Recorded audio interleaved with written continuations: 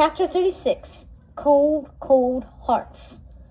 The Queen's disheveled, angry appearance had been replaced by pure composure and a terrible, icy look.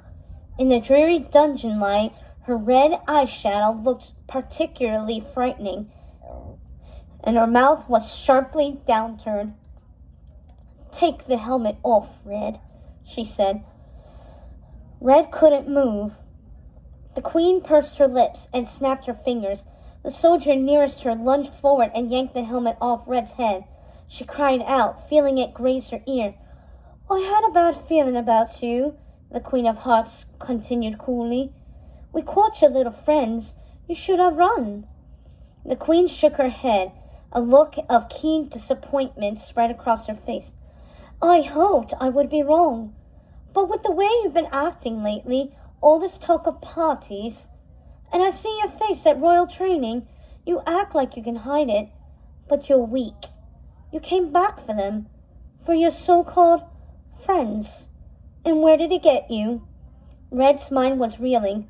The shorter guard, the easy way in, the absence of any soldier cards in the dungeons. "It was a trap?" she choked. "You walked right in."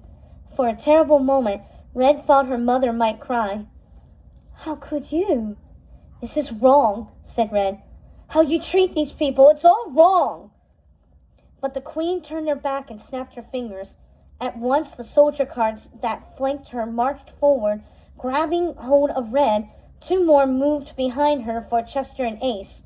Red felt their iron grips close on her arms as they pulled her back down to the dungeons, a prisoner in her own home. "Mom!" Red roared. "Don't do this!" It was no use. The Queen quickly disappeared behind the rink of cards, and soon all Red saw were the mold-slimed walls of the dungeons, the dank black ground, and the iron bars of the cell she now occupied along with her friends. Sinking to the floor, Red put her head in her hands and moaned. "I can't believe it," she said thickly. "I can't believe I fell for it." Ace and Chester sat quietly. "We're glad to see you," Ace said, "but not like this." Chester traced the line of stones with his finger. "We made a plan when you were at the waterfall. We said that when the soldier cards came, which we knew they would, we diverted them, and you could go free. We should have told you, but we knew you'd protest," said Ace. Red chewed her lip bitterly. "You shouldn't have done that. I wish you hadn't." They sat silently, nearly swallowed whole by the darkness of their cell. Only a single torch burned on the wall outside of the gate.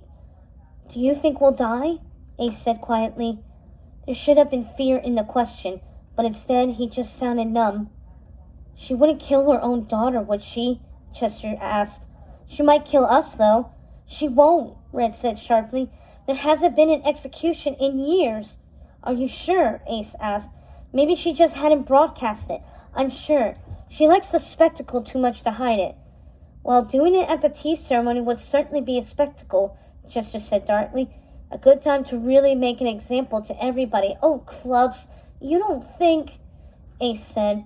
Even in the firelight, Red could tell his face had gone very pale. "She won't," Red snapped. "I won't let her. Or maybe she'll just leave us down here to starve," Chester mumbled. They fell silent again. There was nothing left to say, uncertain of their fate and of Wonderland's future. Exhausted, cold, and sore, Red slipped in and out of a nightmarish sleep.